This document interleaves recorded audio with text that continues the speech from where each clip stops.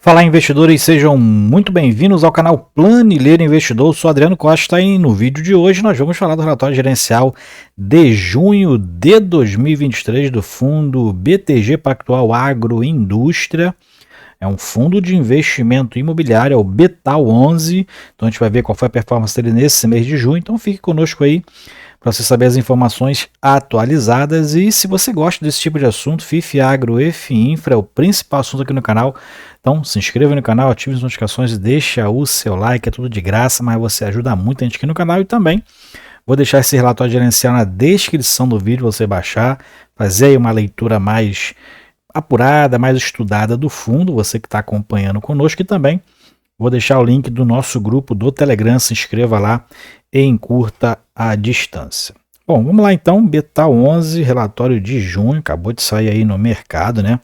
Fundo que anuncia seus proventos ali no 13º dia útil, então anunciou aí na última semana, né?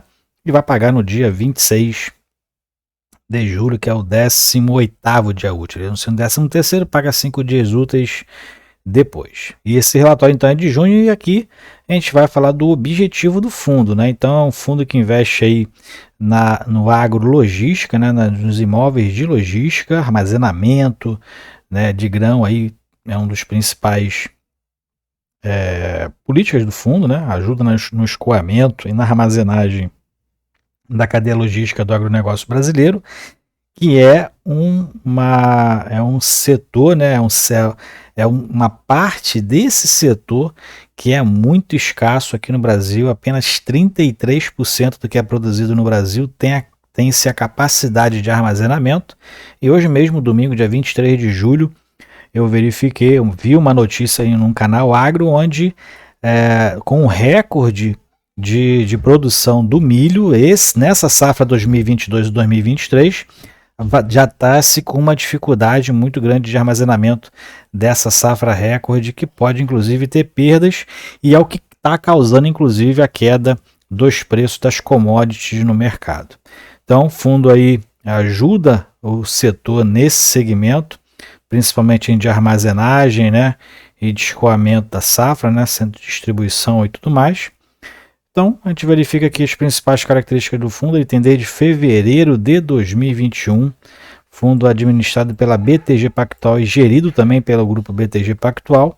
Tem uma taxa de administração de 1,10% sobre o PL ou sobre o valor de mercado. Como é um fundo que integra o IFIX, é sobre o valor de mercado, não tem taxa de performance, e fez apenas uma emissão de cotas. Uma emissão de cotas apenas, tem mais de quase 6 milhões de cotas emitidas. Código de negociação na B3 é BTAL11, prazo de duração indeterminado, e ele é para investidores em geral. Eu nunca fui cotista do fundo, tá? Mas sigo acompanhando aí, é um fundo que eu acho muito interessante, o setor, tá? E se você é cotista do fundo, compartilhe com a gente aí se você qual que você acha do fundo, qual o percentual da sua carteira que ela representa aí na sua carteira de FII. Bom, o valor de mercado do fundo está em 544 milhões de reais, valor patrimonial 623, está aproximadamente aí 12, 13% abaixo do seu valor patrimonial, valor de mercado R$ 91 e valor patrimonial R$ 104,70. O último rendimento agora de junho foi 73 centavos, o que dá um dividend yield anualizado de 9,6%, quase 45 mil investidores. Então, se você se inscreva aí no canal, que todos os meses a gente faz a leitura aqui do fundo, acompanhando o que a gestão está fazendo, tá? Prazo de duração médio dos contratos do fundo atualmente 9 anos, então são contratos atípicos, 100% dos contratos são contratos atípicos, o que correlaciona aqui, né, normalmente são contratos de longa duração. A liquidez média no mercado secundário está em torno de R$1 milhão, liquidez média diária, tá? Atualmente o fundo tem 11 ativos, né, entre eles 2 CRIs, né? E a capacidade estática hoje dele está em 450 mil toneladas. Bom, mais para baixo a gente vai verificar aqui alguns comentários do gestor e fala sobre a distribuição. A receita bruta do fundo foi de 77 centavos por cota, o que deu aí em torno de 4,6 milhões. Reduziu em relação aos meses anteriores. A gente tinha inclusive comentado sobre essa queda, possível queda aqui desses rendimentos. O fundo estava distribuindo ali proventos acumulados, né, resultados acumulados não distribuídos, e já estava ali praticamente se encerrando. E o fundo atualmente está com um acumulado de apenas 7 centavos por cota, né, distribuiu a maioria aqui por esses meses aqui. Então, no último relatório a gente até falou sobre essa possível queda aí para o mês de junho, né, que é o mês que faz aquele equacionamento aos 95% de distribuição de caixa, né, semestral, que é obrigatório por lei, artigo 10º, parágrafo único da Lei 8668 de 93, que é a lei dos FIIs e também dos fiagros. No caso, o Betal é um FII, então ele segue as regras de um FII, tem a distribuição ali baseada exatamente nesse mínimo de 95% do seu resultado de caixa semestral, ao contrário que os fiagros não têm essa obrigatoriedade, tá? O resultado, então, líquido do fundo após a despesa foi de 4 milhões de reais, foi de 69 centavos por cota, ele anunciou 73, então utilizou ainda 4 centavos do resultado acumulado, tá? Que deu aí um dividendo analisado de 9,6%. E o fundo distribuiu nos últimos 12 meses, quase R$10 por cota, R$ 9,80, né? Estava mantendo ali a linearidade durante o semestre passado. Abril de 2023 continuou a distribuir 83 centavos, mas aí o resultado, né, acabou que não foi o esperado pela gestora, né? Inclusive por esse problema aqui com a Serpasa, né, do CRI Serpasa. Ele fala aqui do portfólio, então os últimos relatórios gerenciais, né, a gestora então fez alguns ganhos de capital em operações com os CRIs em carteira, né, quando tem uma parte em renda fixa, né, uma parte deles eram alguns CRIs aí da carteira, né, e em junho não fez essas operações, né, então não gerou ali um ganho de capital, por isso a receita caiu um pouquinho também em relação aos meses anteriores, né? E falando aqui dos ativos do fundo, teve aí uma reavaliação dos ativos, né? E um aumento de 5% versus o valor contábil desses referidos ativos. Bom, mais para baixo ele fala aqui sobre uma atualização aqui do CRI Serpasa, inclusive eles pagaram em junho, né? Uma parcela mensal referente aos juros de 5 centavos por cota, então o fundo tem buscado alternativas para que o CRI possa arcar ali com com aquilo que já está, né, atrasado, né, e procurando equacionar e dar alguma ajuda ao fundo, né, para ajudar ele a pagar aquilo que ele deve para o fundo, né. Então o fundo estava com problema, esse CRI estava com problema de liquidez, né, como ele fala aqui, então pagou então parte dele aí 5 centavos por cota, inclusive tem negociado venda de ativos imobiliários não correlacionados à sua operação principal, né, justamente para sanar essas dívidas aí e dar um pouco de liquidez para esse CRI aí. Então, o fundo ainda segue com esse drama, né, com esse CRI aí com dificuldade, né, mas pagou parte aí, 5 centavos por cota, que ajudou no resultado do mês de junho.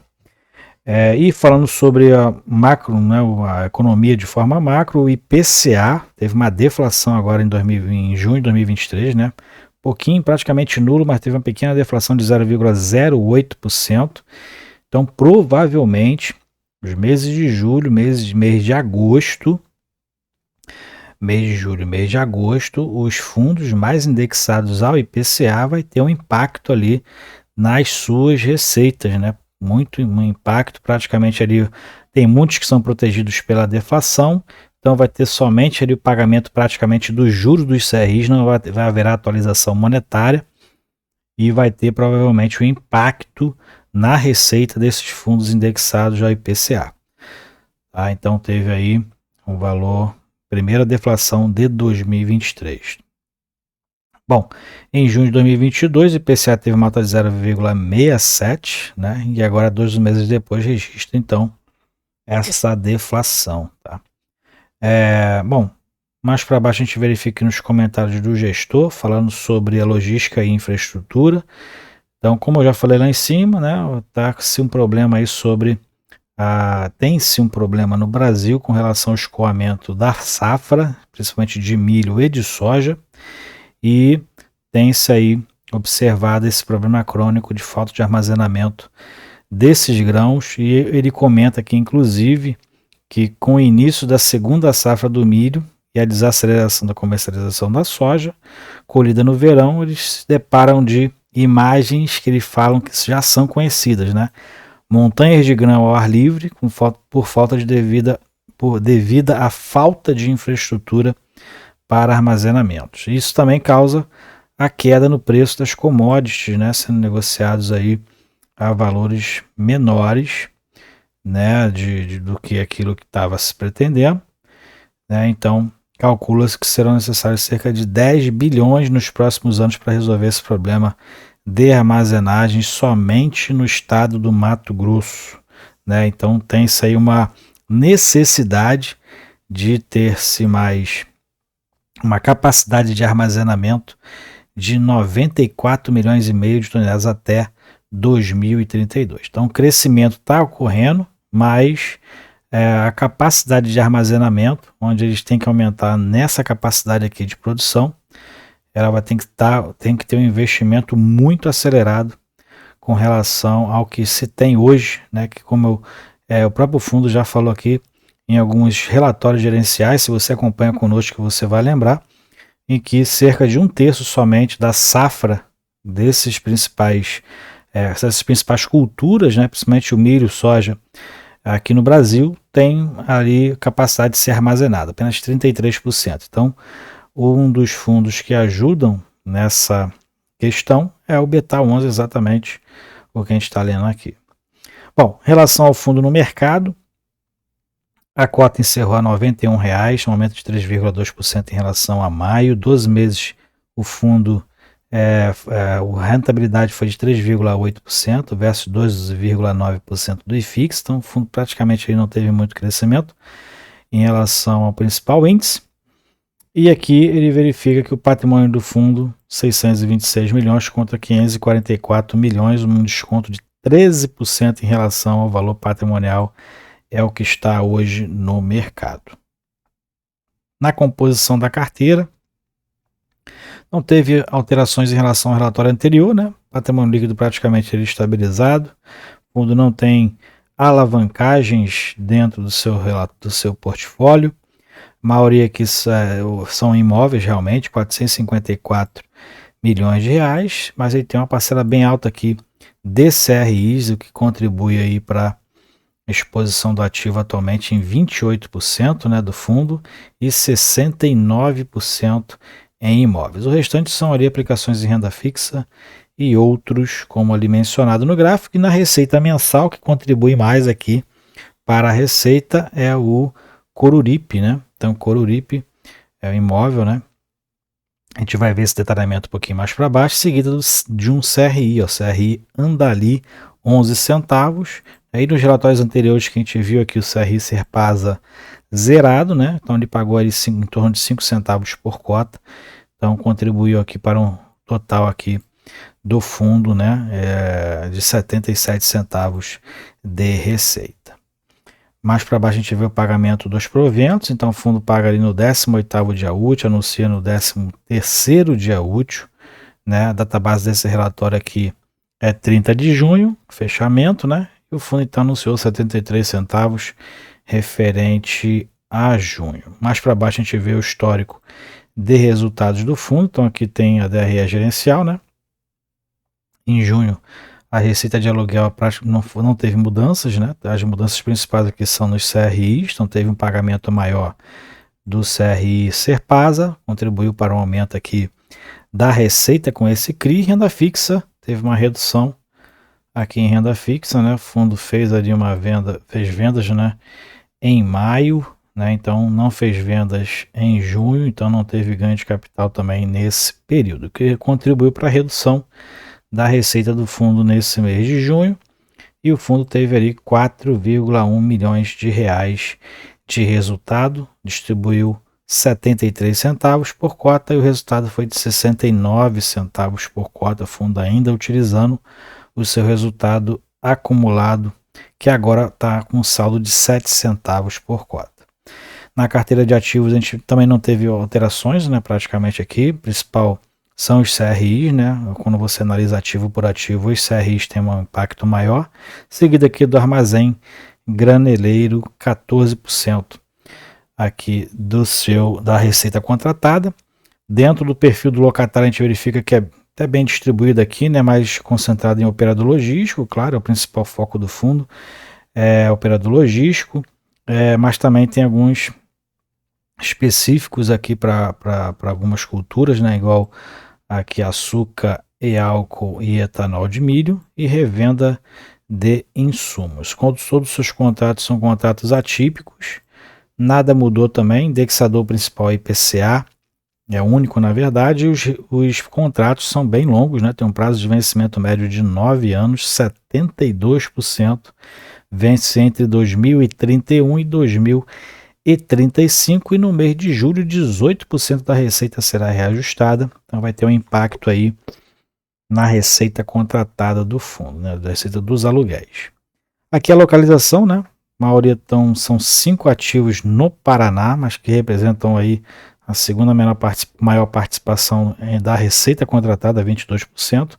E em Goiás tem apenas 2 ativos, mas representa 24% da sua receita. Bom, aqui mais para baixo tem a especificação de cada um do portfólio, né? Então tem aqui o Coruripe, é um terminal intermodal que a gente citou lá em cima, que tem a maior participação aqui dentro da receita por cota, como a gente viu lá em cima, um prazo de 15 anos de contrato, que iniciou lá em fevereiro de 2021, cap rate, né, retorno previsto aí 9,10% ao ano, contrato atípico, como é de todos, o montante foi de 99 milhões investidos, é um terminal intermodal lá em Iturama, Minas Gerais. Isso aqui tem a característica, então, de todos os contratos aqui, dos 2 CRIs, que estão aqui nos itens 5 e no item 6, né? Então você pode aí baixar o relatório e fazer essa leitura aí mais detalhada. E para encerrar aqui a liquidez do fundo, né? Historicamente aqui o fundo então teve uma liquidez mais alta que nos últimos 4 meses, né? Foi de 1 milhão aí em média diária, então teve um aumento aqui da negociação, foi de 21, quase 22 milhões. O volume mensal, aqui fala que é maio, né? Então, estranho, mas aqui fala que é maio, então teve 1 milhão de volume de negociação diária e aqui na rentabilidade, então foi de 3,2%, como a gente já citou lá em cima, ok? Então é isso aí, relatório gerencial do Betal11, então o fundo aí, como previsto no último relatório, distribuiu menos do que os meses anteriores, né? Apesar de ser um mês de equalização, dos 95% obrigatório por lei, o fundo, apesar de também ter recebido parte da dívida do CRI Serpasa, teve uma redução na receita, principalmente pela falta de um ganho de capital, que era um receita não recorrente. Então, o que o fundo teve praticamente agora são receitas que são consideradas receitas recorrentes, e o resultado foi esse. O fundo, inclusive, usou 4 centavos do seu resultado acumulado. Então, dentro ali de uma distribuição normal, estaria ali entre 65 e 69 centavos por cota. O fundo, então, utilizando o seu resultado acumulado para complementar, ok? Então é isso aí. Se você gostou do vídeo, deixe seu like, se inscreva no canal. Até o próximo vídeo. Tchau, tchau.